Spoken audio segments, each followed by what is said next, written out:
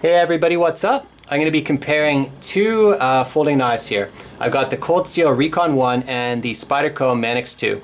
Both in sort of like what I consider to be the most standard, popular versions. At least that's why I bought them. You know, they have a lot of things in common, so I think that they just beg to be compared against one another. They're both hard-use folders, okay? You know, they get that reputation probably because of the lock on the Cold Steel Recon 1. It's got that triad lock on it. You know, there's all sorts of crazy videos out there of people batoning with them, and Cold Steel has all these sort of extreme tests they do with their proof videos. So if you haven't seen those, check it out. It's really amazing. You know, it's got that sort of tactical look to it, you know, black on black, aggressive G10, totally tactical. The Manix, I think, gets that reputation due to the beefiness of the knife.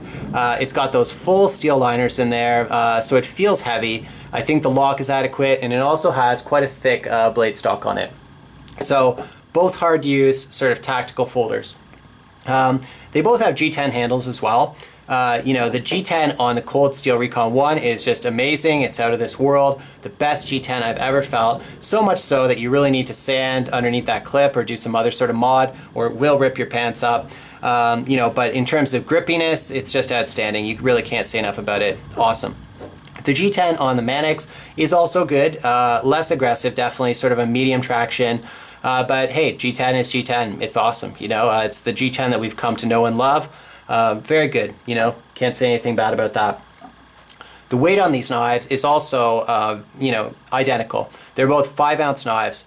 What I will say though is that the Recon 1 distributes that weight a little better, I would say. It carries a little easier than the Manix does, which is a thick little knife, and you know, it's kind of concentrated in this like little chunk of steel, and I don't know, to me it feels heavier, even though I know that they're the same weight.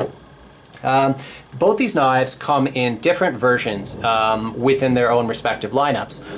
The Recon 1 comes with 3 different blade types. This is the clip point. There's also a tanto and a spear point. The Manix 2 comes in an XL version with an FFG blade. The blade is a little longer and the knife is a little larger overall, although I believe the weight is the exact same as this. I might be wrong, but there's also the blue translucent model, which is lighter. It's 3 ounces versus 5, and also the blade is the CTS BD1, I believe, which is a different blade steel, and it is the full flat grind as well. That's an awesome knife. I have handled that, and I really do like it. I don't know if this is similarity, but neither blade is FFG. That's sort of, for me, it's either FFG or it's something else.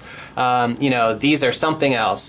This is like a saber grind, or like a low hollow grind, perhaps. This is a high hollow grind, and you know, they both have their merits. I suppose this, you know, might be a stronger blade. I don't know, because it is thicker and it's got sort of a stronger tip on it, I would say. But this one slices really well. For a non-FFG, let me just grab some paper here and I'll show you what I'm talking about. It's pretty sick, like hair shaving sharp. The Manix cuts well also, but I do feel more grab on that, more drag as I'm going through the material.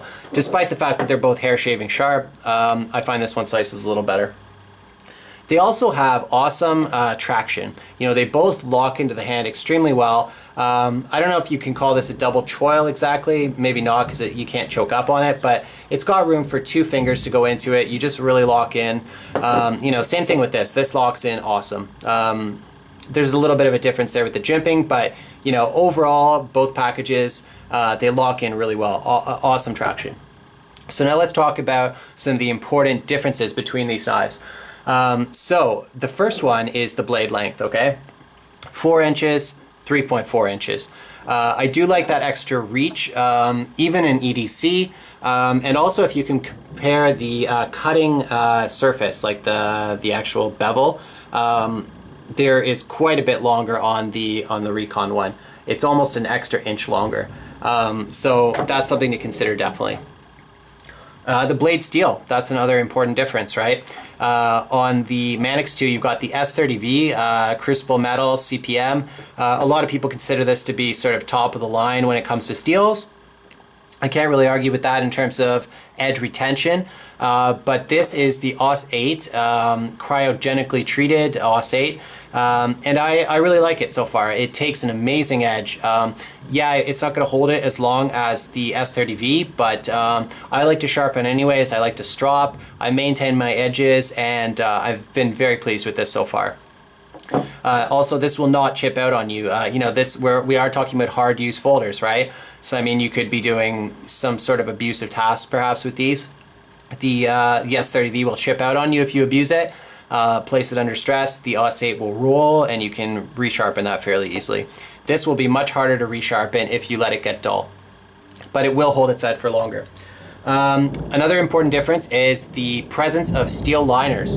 And when I say steel liners, man, do I mean steel liners.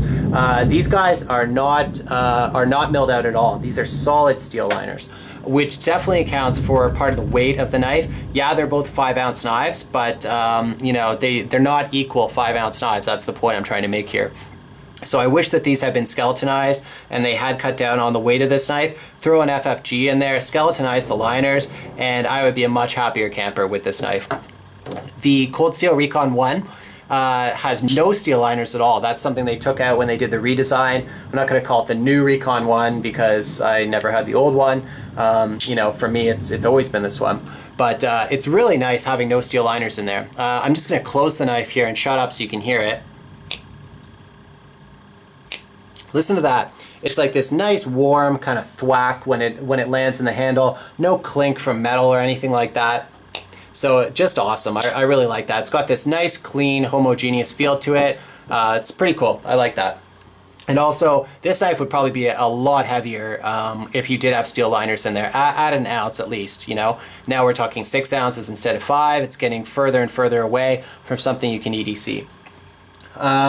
The clip is different on both knives, you know, I'll say that. There's actually 2 clips included with the Recon one, so you can swap from left to right hand carry, but you can't use the same clip. It's just a fully second clip. You take this one off, flip it over, install the other one that they give you in the box. This clip is not bad. I really didn't think I was going to like it that much, but it is mounted quite high on the handle, so it does give you a fairly deep carry. Pretty ideal if you ask me.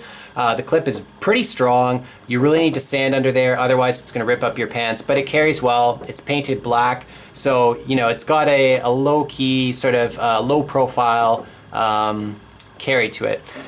I can't say anything bad about the Spyderco clip. You know, it's mounted sufficiently high on the blade. They're both tip up only. I forgot to mention that, but you know, this one is sort of a shiny finish to it. You know, it won't be as low profile, definitely, but it's that standard sort of hourglass Spyderco clip that we all love. You can swap it left to right, same clip, you know, no different clips or whatever. Pretty good. I kind of wish that it was black. Maybe on the blackened version of this, which is another version I forgot to mention, maybe that the clip is black. I know that the screws definitely are. Okay, so jimping, that's another important difference. On the Cold Steel, there's pretty much no jimping back here. There's some sort of like some grooves here cut into the G10. They're not cut into the lock. If they were, I think that would probably give you a lot more aggressive sort of grippiness to there. Some people throw like some skateboard tape on the back there. I have not done that. I might do it in the future. We'll see. But yeah, it's lacking jimping. It doesn't have any top, any bottom. It still does lock in really well. That's something to take into account. It's not all about the jimping, but the Manix is jimped like crazy. Top, bottom, you know. Also, it's got these proud liners sticking out, which is not really jimping, but some people think it is. You know, it does provide a little bit of traction, but it's pretty minimal. You know, but anyways, at the end of the day, both knives lock in really well. The only difference is this one is jimped to like crazy. This one isn't, but it's an interesting knife to show that you don't really need jimping for a knife to lock in well to the hand. So yeah, they're both really good at that. The last thing that I will talk about is the lock. You know, everybody knows about the Cold Steel Triad lock. It's basically the benchmark for strength in the industry, as far as I know. You know, it's similar to a lock back in design, except there's a stop pin here. So any force that's being applied to the blade gets transferred to the stop pin, not the lock. Hence, it is a lot tougher. There's lots of videos out there that sort of explain that in more detail. And also check out what the tests people do to this knife. check out Cold Steel's videos where they're testing it. You know, you'll be convinced that this is hard use. It's legit. Actually, after having this lock, you know, I still carry other knives, but it's pretty hard to think of another knife that you feel as confident with that it's not gonna fail on you. I'm not like one of these people who's very paranoid about failures. I love liner locks, you know, I love back locks, whatever, it's all good. But this is a great lock. On the Manix 2, you've got this caged ball lock, which a lot of people sort of consider to be similar to an Axis lock. I believe the difference is just like it's stronger, the spring behind it is stronger, the way that it works is slightly different. I'm not a lock expert, but what I don't like about this lock on mine is that it's very, very tight. I find I need to apply a lot of force with a single hand to be able to open it, to be able to close it. I can do it really, well, fairly easily two-handed, but I don't like how much force that I have to apply to get that to close. I like knives that are easy to open and close one-handed. So that's one of the reasons why I don't carry this knife that much. I think it's a decent lock, and I have felt another one that was quite loose, so it's probably just a problem with mine. But anyways, at the end of the day, I will choose the Recon 1 if I had to choose between these two knives. They both have their virtues and, you know, not a lot of faults, honestly. But I like the extra blade length. I like the absence of the steel liners. I love the lock. You know, it's just a great knife. I like the way that it looks overall. I think it's a pretty sick looking blade. The Manix 2, I think, is a good blade, and if it was the first knife I ever had from Spyderco, I would probably love it. But I have had many other knives, including several from Spyderco, which I would prefer to this one. The problems I have with this blade are the non-FFG grind. I don't like the grind on this. I don't like the way it looks. The way that it performs is adequate, but it's not as good as it could be. It's not a great slicer. I don't like the weight of this knife. You know, I say that with a grain of salt because this is also 5 ounces, and you don't hear me complaining about that. But you really feel it with this knife. It does feel heavy because it is shorter, sort of stubbier. It's a thick knife too, you know, and I don't really mind that either, but it feels like a solid hunk of steel, and you definitely feel it when you're carrying it. The lock stickiness I don't care for as well, and I think that they should have skeletonized the liners on it. I don't understand why they didn't do that. If they skeletonized the liners, made this an FFG, totally different blade, and, you know, probably an ounce lighter, I could warm up to it at that point. So that is my comparison. You know, it's pretty clear what my preferences are. I think that they're very comparable knives in certain ways. Both have their advantages in certain departments, and, you know, they're both great knives. If you're looking for a hard use knife, it's pretty hard to choose between the two of them. I think it comes down to personal preference, but if you want my choice, I say go for the Recon 1. Thanks for watching.